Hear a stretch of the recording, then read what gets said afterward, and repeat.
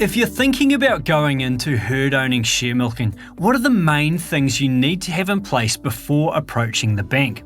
How do you get yourself into as strong a position as possible to secure the bank's backing? And what are some often overlooked costs you need to have budgeted for? Welcome to episode 58 of Talking Dairy. My name is Ben Chapman-Smith. Our guest today is Sian Mitchell, ANZ Bank Agri Manager, who's here to share a ton of great advice for aspiring herd-owning share milkers. This episode is a follow-up to our last one, where we heard from Craig Macbeth and Rachel Bunnock. Next time, we'll shift tack and look at how you can get the best bang for your fertiliser buck. A quick note, if you haven't already, hit subscribe on this podcast so you get notified when new episodes go live. Let's hear from Sian. Sian, welcome back to Talking Dairy. It was great to have you on for the Contract Milking podcast, and it's very good of you to come back on and share your advice for herd-owning share milkers. Thank you for being here. Thanks, Ben. We do appreciate the invite. From your perspective, Sian, when is the right time for someone to step up into herd-owning share milking? It's an interesting one, isn't it? Often farming, it's not easy. If it was easy, everybody would be doing it. There's a multitude of skills that you need to run a business and to run a farm.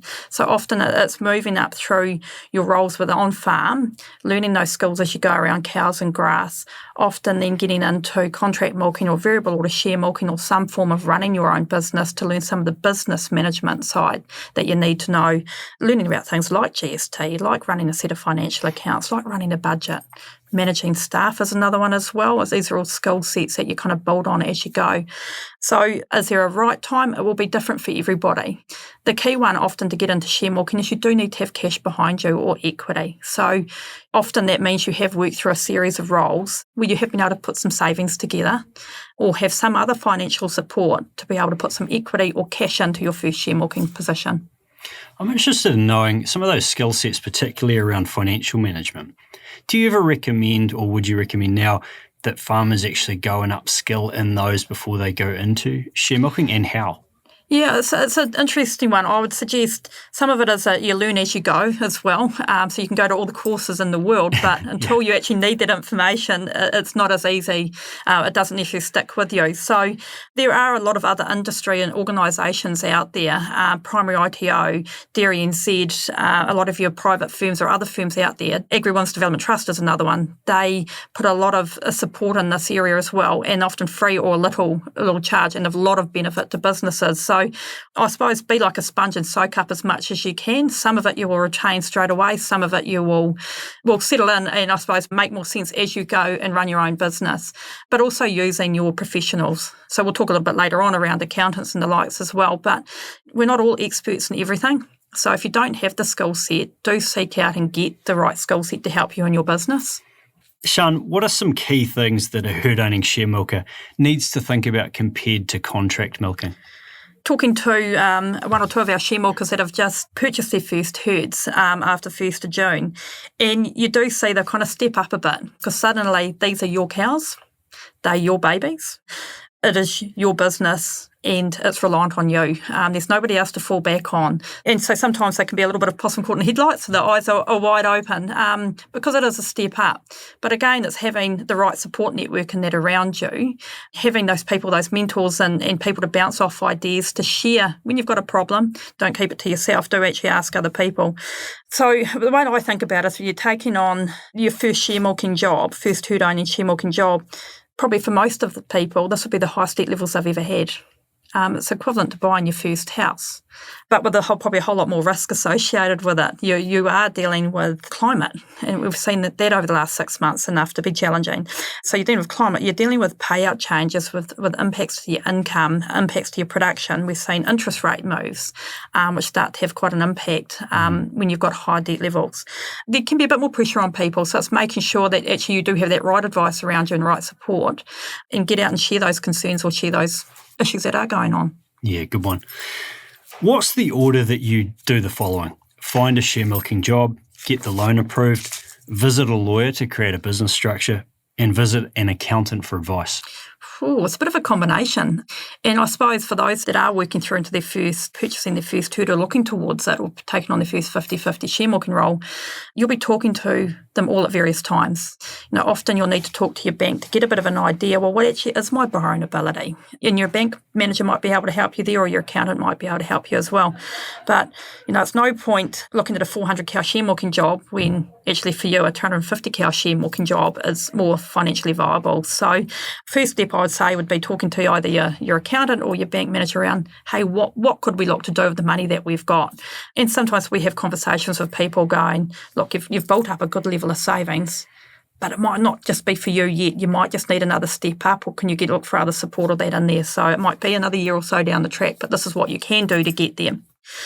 So each job is different. Each position is different. Farms are not cookie-cutter businesses, which each one is, is similar across. So you do have different contours, as I said before, different farm systems and the like. So budgets are quite different. So it is a little bit of a work in progress when you're looking at a share milking job to talk to your accountant around the budget. What does that look like? And that is, if you're looking at a 50-50 job, it could be a system 2 or it could be a system 5. Do you have the ability? What's your background? Where have you come from? Have you always operated at a system 2 or operated at that level and suddenly look into a system 5? What kind of is a jump in skills do you require? Is it a feasible proposition for you? So that's where probably engagement of your accountant is one of the next steps. They will also provide advice around the best ownership structure that is for you and your business now and for the future. So you're talking to them, and then you're often, before you get to the point of signing a share milking agreement, you're possibly talking back to the bank again after having provided a bit of a budget around what the share milking position can support, what it looks like. Before you've probably signed your share milking agreement, you might want to talk to your solicitor going, well, what am I getting myself in for here? Is there anything that's unique about this share milking agreement that we need to be aware of? How do we get out if we need to? All those kind of questions that you don't like to ask. You always go in with rose-tinted glasses that everything's going to be great. But, with experience, we've seen that not everything is always great. So having someone else just cast your eyes across it, but does protect you down the track or can protect you down the track. So there's no real, you're kind of back and forth. And it is, if you haven't worked with your professionals and your advisors a lot up until then, you will tend to start to build quite a close relationship over a period of time as we're all trying to get a feel for what does this look like for you, and ensuring that we're putting you into a position which is achievable and is successful, I suppose, for you. The other thing just to think about is sometimes what we'll find is farm owners might like some level of comfort that you actually have finance approved, or you have the ability to get finance before they get too far down signing the contract. So there is often, it's just keep that communication going with everyone, and we do our best to see how can we put that together for you. So to give everyone a bit of comfort where we can. Are there any other things that people entering share milking need to think about before approaching the bank? And perhaps you can talk a bit about tax here. Yeah, so I suppose to touch a little bit earlier around your farm systems and around actually kind of assessing the production that you want to do or you think you can do on that farm. What's that farm done previously? And so often your advisors will look back to go, well, what's happened the last 3 years or so? And how does what you're budgeting stack up? Does it align? And if not, can we understand why? And that's taken into account climatic factors, farm system changes, management in there as well. So that's one thing to think about is actually, hey, how feasible is our budget for year one? Often the other thing to consider is you'll buy your cows going into year one and you'll have the cows that you need. Now, a lot of people might not buy their Rising One dairy heifers going in because it's a cost to factor in, A, to purchase them and you're servicing that debt, but B, you've got to put them somewhere. You've got grazing to think about, and often this will be the first time you've ever had to consider grazing as well. So how do you find a grazier? So a lot of people won't buy their R1s at the start, but they'll need to then buy their replacements at the end of the year because you will need 15 to 20% of your herd to come into the second year. So that needs to be considered in your budget. How do you buy your replacement stock? Does your budget show the ability to do that?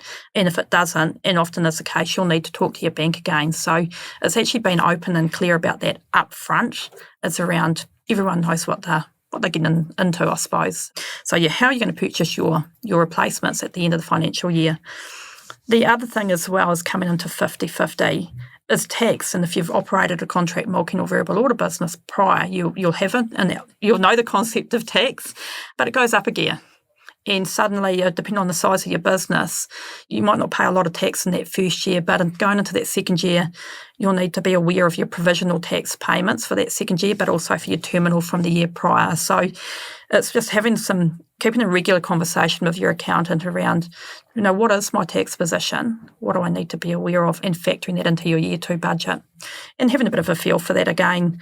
We're not asking you to do year 2 budgets initially at the start, but you do want to be looking forward, right, around what does the future look like and making sure that you are still in a sound position. Sian, how important is it to have that control over personal drawings? Quite important. It is a tough one, especially in today's times. It's not getting any cheaper out there just to live and put food on the table. So I'm not sure if there's an average drawings as such, but there's a whole lot of different structures out there. We've got people, depending on where they live and their location, have the ability to work off farm, or some partners can. So that has the ability to lower drawings. So what I would say is drawings is an expense, and this does limit your borrowing ability. And it limits the surplus available to pay interest and repay principal. So what we see is those that have a stricter behaviour or control around drawings can often achieve their goals a little bit sooner. Now, there's no right or wrong answer to that, but that's a general trend is what we're seeing out there. Will banks approve a loan to buy cows and machinery before you've actually secured a job? Probably comes back to one of the questions earlier was around it is a bit of a combination around there are share milking jobs and farms are not cookie cutter. So it's not like, hey, here's your approval, you're good to go on any business you're looking at, because they're all different. So what I'd say there is, unless you have a high level of cash or equity or cash on hand, then often it would be an indicative approval, subject to giving us a little bit more detail, based upon your budget. So this should give you the ability to look for jobs with more certainty, but again, just gives us the ability to actually do a bit of put our eye across it going, again, is it feasible? Does this work for you? So the answer to that is, it depends, I suppose. It's a bit like anything, isn't it? It's every farm position is unique. They're not all the same. So to sum it up, unless you're in a strong position, it is difficult to give you a formal approval right at the outset. But we can generally give you a pretty good steer on where we think it looks. Yeah, sure. Yep. How does the bank take security over the cows, Sian, and why do they do this? And what are the options if security is short? Yep. So if you think about generally banks will lend money.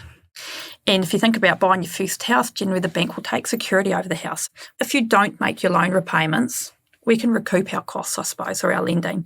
It's the same kind of principle applies with cows, is to loan you money, we need to have some form of security to support it. So the banks generally will do that through the form of a general security agreement, which is a legal document. It is a document that you need to sign with your solicitor, get independent legal advice.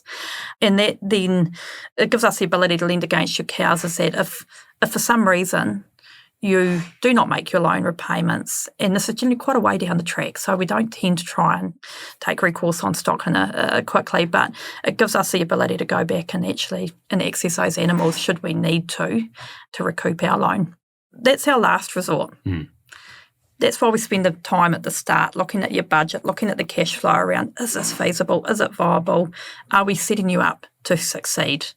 If we do our groundwork there right, we will never have to call upon our security agreement, and that's our bank's preference. No, we don't want to do that either. So, but it is the last line of defence, I suppose. So part of that as well is having a general security agreement. We'll often talk about a consent to entry. So just trying to share some of the terms that we use out there, and that generally often you will own stock that we have security over, but they're not on your land. So banks, or nobody has access, any financier does not have access to come onto someone else's land without their approval. So a consent to entry is kind of the connecting point. We will ask your farm owner to sign that, which and there's a little bit more documentation around it, but around giving the banks access should we need to come onto the property.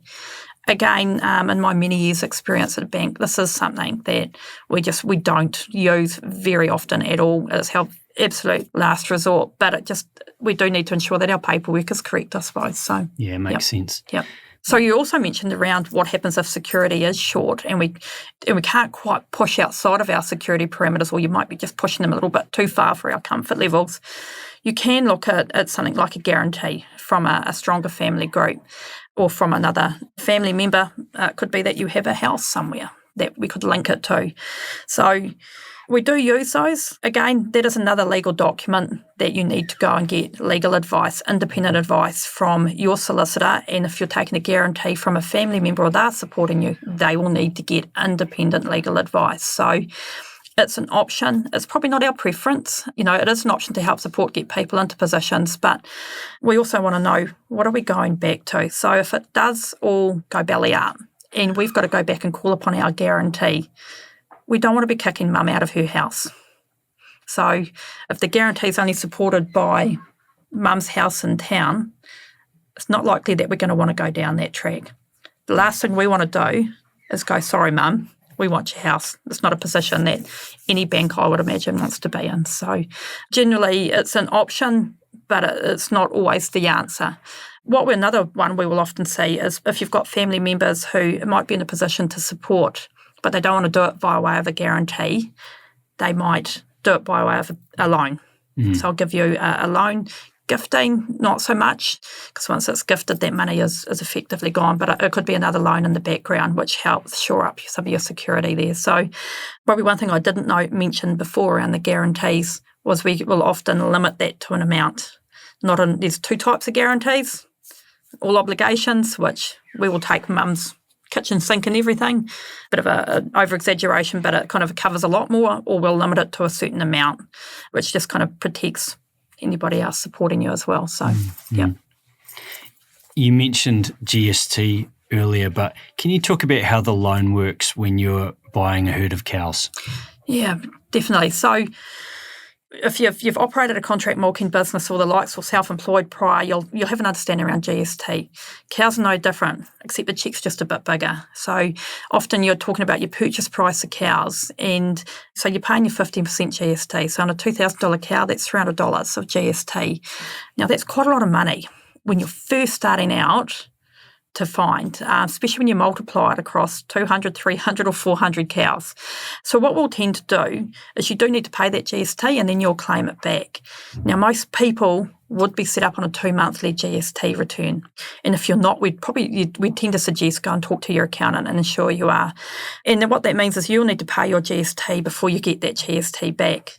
Now we can leave that sitting in your overdraft, but it'll probably, on a tight cash flow part of the year, restrict your ability to operate. So we tend to provide a short-term loan that's over and above your cows, your purchase price for your cows. So if you've paid $2,000 for your cows, let's say, we'll have that loan sitting there, and then we'll have your GST loan separate with a shorter maturity date. And that'll tend to be aligned of once your GST's back in, we'll repay the loan. Mm-hmm. It allows you to cash flow okay, doesn't impact your overdraft, and B, it's probably a little bit cheaper being on term lending than it is sitting in your overdraft on the seasonal interest rates. So 9 times out of 10, they're back in very quickly. Every now and again, IRD might just question, and that's a conversation that you'll have with your accountant. Generally, that comes back in, but within 2 months, we tend to see that money is back in your account, that loan's repaid. Mm-hmm. Yep. I understand that historically, herd-owning share milkers have paid off loans quickly, right? What's the best way to structure your loan? When you're first starting out and you've got high debt levels, banks would likely be a little bit strict around what kind of repayment terms we'd like you on. Now, we appreciate that if you're first starting out share milking, your first 6 months, your income's pretty constrained. Got some big checks going out, and it's not till your September, October that your milk checks really start to flow through. So often we will look at having some term debt structured on interest only for 6 months, or having your term debt on interest only, with the view to probably kick in after Christmas. Now, initially with higher levels, we might be a bit more structured around, we would like to see some monthly repayments. And that, again, just does help probably embed some good behaviour around repaying some debt and getting yourself back to a comfortable position. Second to that is you do have a choice as to whether you're fixed or floating. What your choice is, I suppose, will depend on a number of things. Some of it will be where interest rates are at. Some of it will be what does your budget look like for the next year or two? How much free cash is there? If we're going to be a little bit tighter, do we want some certainty and have our money fixed? So there's no right or wrong answer to that, and you've got a choice as to what you do. So, and that's more around having a conversation with your bank manager and your other advisors, your accountant, around, hey, what shall we look to do? We have a range out there. So it depends on people's circumstances and what they're comfortable with. Some people, having your money fixed, knowing what your monthly repayments are, helps you sleep at night. So it's finding what works best for you. Sian, just a couple more questions for you. Herd owning share milking can produce very high profits in good seasons with a good milk price, and then sometimes, people might just be breaking even in other seasons. My colleague here, Paul Bird, told me that on average returns are around 12% return on assets. What's the best way to approach or think about this large variability in profit from season to season? I imagine it can be quite tough for people to cope with mentally. Definitely, it is. And, we have seen over the last 12 months as an example of that, some challenging times around price increases and interest rate moves. So what we probably would suggest or look towards is, how do you make your balance sheet resilient? How do you strengthen your balance sheet in the good times to get you through those tougher times? And some of that is around debt repayment is one thing that is key to that, but also growth in your cow numbers and your stock numbers. If you think around, I look and go, corner shops don't have little corner shops, but dairy cows have little dairy cows. So you can grow your business over time as well. So as I say, is ensure your balance sheet is resilient. You pay back the debt in the good times. Cautious around your cost control, your management, your plant replacement, what is a necessity, what's a nice to have or a need to have. To build a resilience in, that when the times are a bit tougher, if we need to switch off some principal repayments, we can do that. If you need an overdraft extension to support you through, that we can support you to do that. And it just shows good behaviour and good business practice. If the money's spent elsewhere in the good times and you come back in the tougher times, it can be a little bit harder to provide that support around you. So definitely, from a bank point of view, I'd say debt repayment. Because if your view is to continue to grow, then the quicker you get your debt down, it gives you the ability to grow again and move on into your bigger job, second job, or your first farm. Cool. Any final thoughts for aspiring or current share milkers, herd owning share milkers? It's an exciting industry. And now I've sat on the side of our team looking at share milking propositions over the last kind of 8 months. And man, we've got some awesome operators out there. To see our team just looking at bringing some of these deals to my desk, going, look at these guys, look what they've built up over a short space of time, and look what they're wanting to do. And flowing through to the other side of that is we've now got people who are in a very good position through share milking, and they're starting to look to their second share milking job or even their first farm. They are still out there. It's not easy. It is hard work. The opportunities are out there for the right people. So I'd just say get into it. Good on you, Sian. Hey, thank you so much for coming over today for this interview. It's really cool of you and just bringing your knowledge and your experience. You've got a lot of experience in the industry, so thank you, Sian. No, thank you, Ben. Do appreciate it.